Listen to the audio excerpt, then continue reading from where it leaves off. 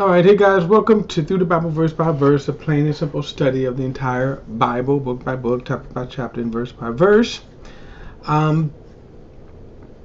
We are in 2 Samuel chapter 21. Now, this is an interesting chapter here, and I'm going to do a little sidebar. I normally don't do this, but I'm going to indulge myself here. Oftentimes, people, especially when it comes to the issue of slavery, there have been some people, evangelicals, who make the argument that why should reparations be paid? Because is it fair? This is their argument, that this generation should be judged to pay for past generations. Meaning, okay, yeah, we acknowledge there was slavery, but slavery is over, so why should we pay reparations for what they did? And I think this chapter is going to answer that, because justice is justice. That's why. Now, people who put forth that argument, they are disingenuous in that they don't care about justice. They don't care about the justice of God. They don't care about truth, okay? But this will answer this.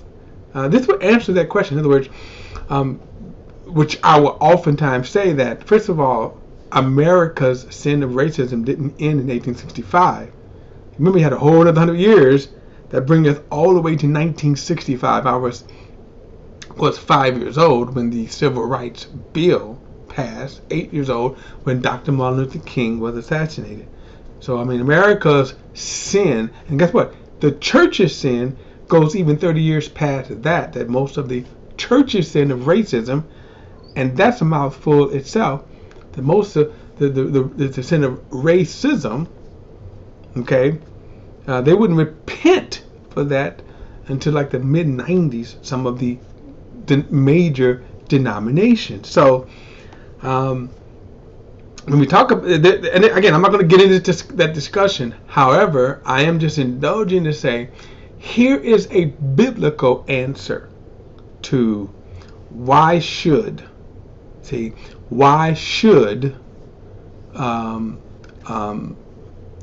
America pay for that? Or let me rephrase this. How does God view this kind of justice?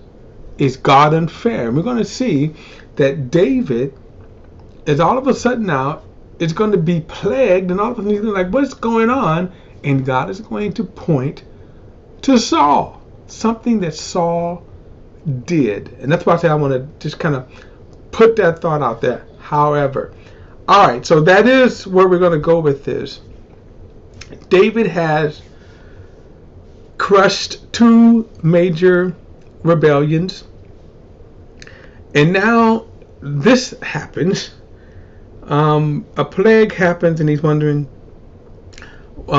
what's going on here. And God tells him that this is because of what Saul did, and that's amazing to that. That God is saying, hey, yeah, your predecessor committed a grave sin, and here this generation was paying for it. And so David has to rectify the sin. Okay, he has to rectify it. All right, so let's get into it. 2 Samuel chapter 21. It says, during David's reign, there was a famine for 3 successive years. So David inquired of the Lord. The Lord answered, it is because of the blood shed by Saul and his family when he killed the Gibeonites. The Gibeonites were not Israelites, but rather a remnant of the Amorites. The Amorites. I'm sorry, the Amorites. I'm sorry, the more I try to correct myself, I make the pronunciations even worse. All right. The Israelites had taken an oath concerning them, but Saul had tried to kill them in his zeal for the Israelites and Judah. Now, so in order to understand this thing right here, we got to go back to the time of Joshua. Now, a couple of things too before I forget this. This also reveals even more wickedness of Saul. Now, when you kind of go back and you read the narrative of Saul, it doesn't go into a lot of detail, but Saul became quite wicked, which is why God judged him and said, "I don't want his line won't continue." You have to kind of go back to the time when Joshua started conquering the land of Israel. The Gibeonites said, and this was kind of shrewd on their part, because you get into nations that realized God, the God of the Hebrews, was God. He was on Israel's side. But yet, there were nations that did not bow to this true living God. Right? So here you had Jericho that recognized this is the God of Israel who destroyed Egypt. Yet, Jericho, instead of saying, okay, can we have peace? Can we have, what can we do, right? Rahab was the one, remember, who said, look, y'all's God is the true God. I want to serve him. She survived. She lived, right? And so when Jericho was conquered, right, Rahab was saved. Well, you fast forward, the Gibeonites realized the same thing. So what they did was they said, you know what, let's pretend, even though they were kind of like really like neighbors, but let's pretend that we're coming from a long distance. So they had old worn clothes, moldy bread, and they came and said, hey, we want to have a treaty of peace. And this was a mistake by Joshua and them, that instead of seeking the counsel of God, they made a treaty. And then they found out, you guys are just right next door. You go, yeah, but it's either that or, you guys were going to kill us, destroy us. So they said, okay, you're going to be our servants. You're going to be our, stone cutters. They said, cool, we live. So that was a covenant. Saul broke that covenant. And according to the law, that was a big no-no. See? And then notice he said, and Saul in his zeal broke the covenant and he killed them. All right, so now we're talking some 450 years later, around this time, right? Some 450 years later. And notice that God is holding that covenant with the Gibeonites, right? The Gibeonites, that God is holding this covenant, whom Saul violates, and now Israel is being judged.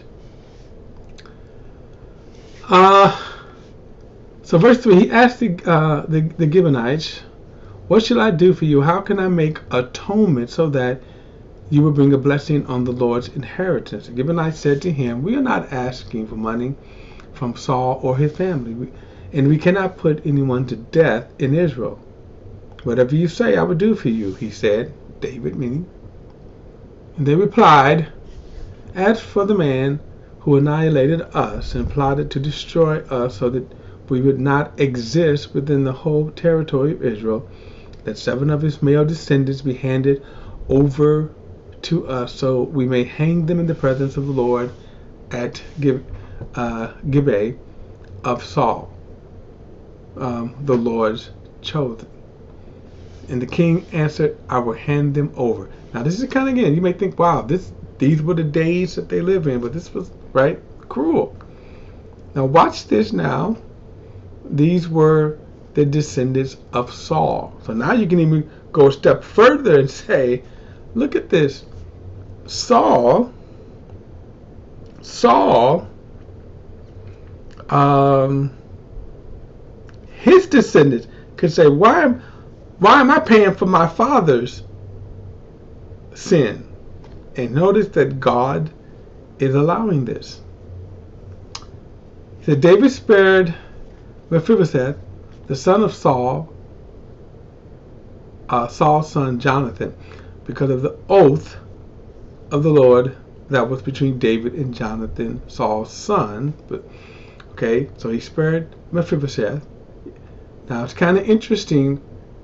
There's a hint here that David still had a soft spot for him, even though David was miffed because Mephibosheth did not take the time to ally with David when he was on the run. And as I said, I personally think that was a mistake of Mephibosheth. He should have made the effort. Crawling on his lame feet, that would have went way further for him. Even more than sparing the good. Ziba was he was a wicked man. But David saw his act, okay, as an act of kindness, okay? And it was more than what Mephibosheth did. But anyway, there's a hint here that maybe there's a soft spot. And David did divide the land up after Mephibosheth said, hey, look, he lied to me and I just didn't want to be a burden, yada, yada, yada, yada. That's how David kind of, yada, yada, whatever, But anyway, but he still spared him because he still made a covenant with Jonathan, his dearest best friend. Verse 8, but the king took Armani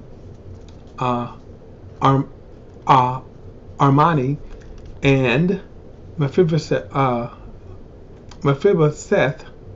who were the two sons of Rizpah. Now this is a different one, even though I know it looks like the same.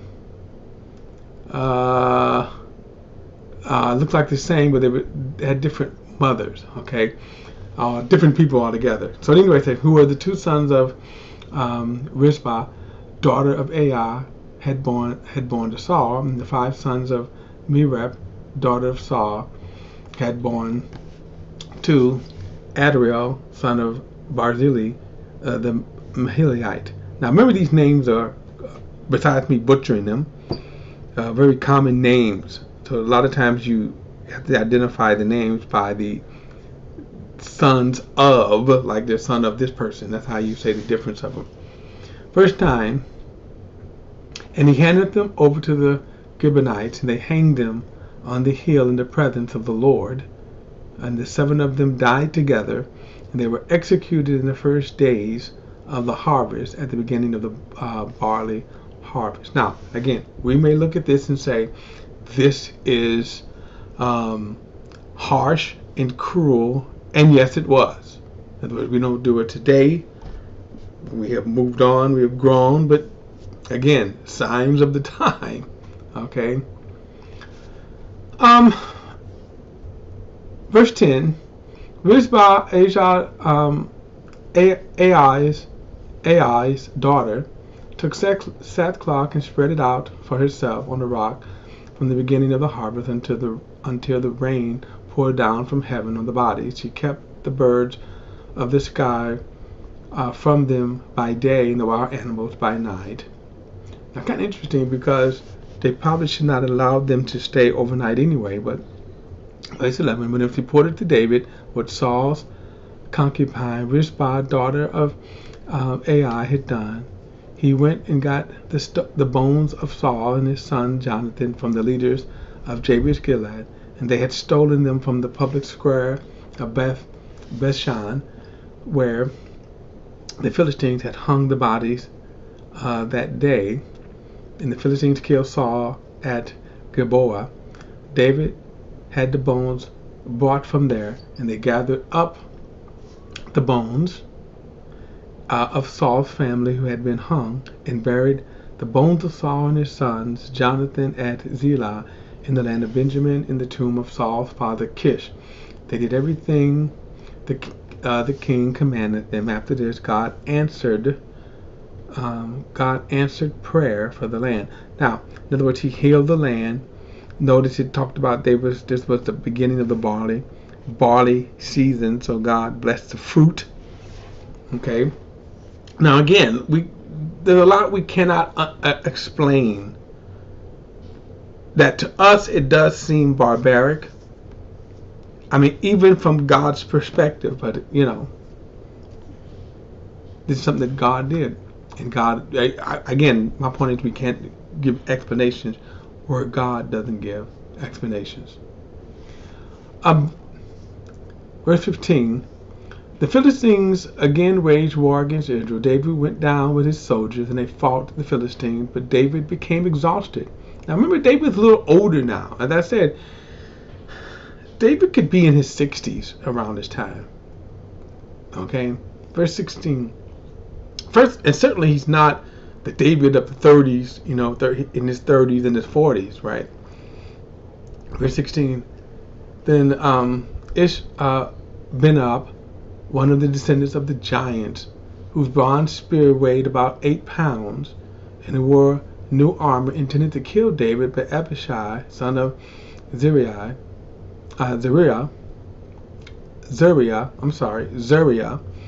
came to his aid, struck the Philistines, and killed him. Then David's men swore to him, "You must never go out with us to battle. You must not extinguish the lamp of Israel." Now, in other words, that's their way of saying to David, "You're too old to be going out." Now, later on, we're going to get to a list of his noble warriors, and David was a noble warrior, but he's just kind of old now. That's all. His body's changed. His body's not what it used to be. Verse 18. After this, there was another battle with the Philistines at Gob. At the same time, Sibekiah,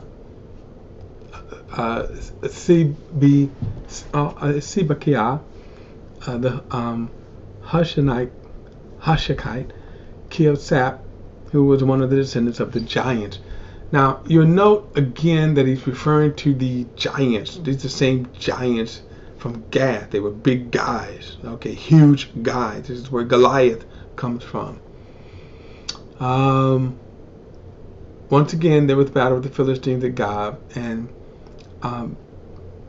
Elhanan, son of Jeroboam, the Bethlehemite, killed Goliath, the Gittite.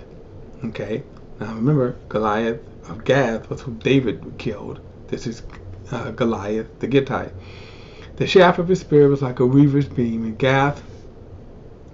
At Gath, there was still another battle. A huge man was there with 6 fingers on each hand and 6 toes on each foot, 24 in all. He too was descended of the giants. And when he taunted Israel, Jonathan, son of David's brother, Shemiah, killed him. These 4 were descendants of the giants in Gath, and were killed by David and his soldiers. Now we'll hear a little bit more about them later on. Some people think that these giants sometimes were supernatural beings, but they wasn't. They were just simply giants. And you have that. We know that today we have people who are 7 feet tall. In other words, it's not uncommon for us to see us. It's not, we see them from time to time. Tall men and women. And so these people were, not only were they tall, in this case, these giants were nearly 9 foot. And so they were extremely large. And then they were bred for war. And so oftentimes they would go out and they would fight. They would go out and they would win battles for the Philistines. Of course, David and his men were anointed by God as better warriors. And so they killed them. All right. We'll pick this up in our next study, chapter 22. David's song. Long chapter, next study. All right, I'll see you then, guys. Don't forget to like and share this video. Hit that subscribe button too. All right, see you guys in the next study.